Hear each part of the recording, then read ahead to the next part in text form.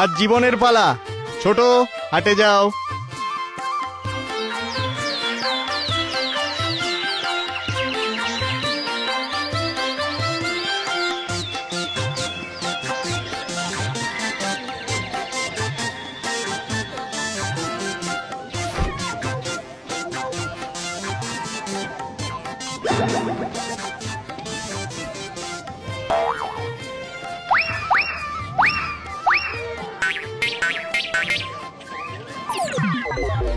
তুমি প্রতিদিন মাছ পাও কি করে বলো তো?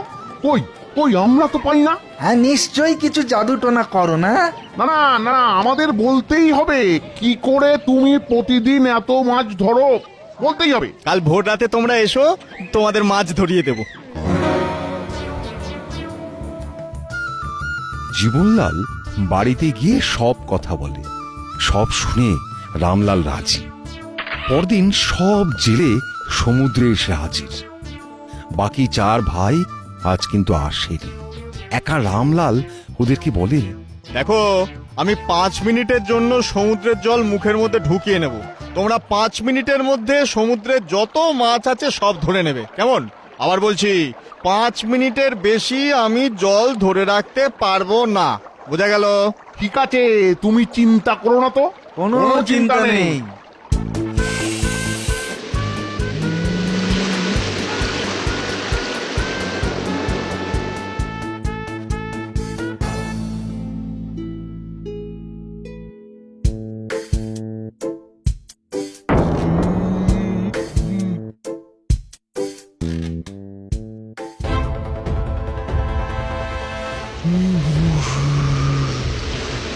বাঁচাও! বাঁচাও বাঁচাও বাঁচাও, ডুবে গেলাম, বাঁচাও বাঁচাও, ডুবে গেলাম, বাঁচাও বাঁচাও বাঁচাও বাঁচাও।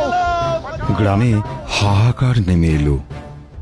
জেলেদের পরিবারের সবাই রামলালের নামে রাজার কাছে নালিশ জানালো। সব শুনে রাজা রামলালকে বলল, এদের কথা সব সত্য রামলাল। তুমি মুখের জল ছেড়ে দিয়ে এতগুলো মানুষকে ডুবিয়ে মেরেছো। এই সত্যি মহারাজ, সত্যি। কিন্তু আমি যদি জল না ছাড়তাম তাহলে আমি গলা ফেটে মরে যেতাম।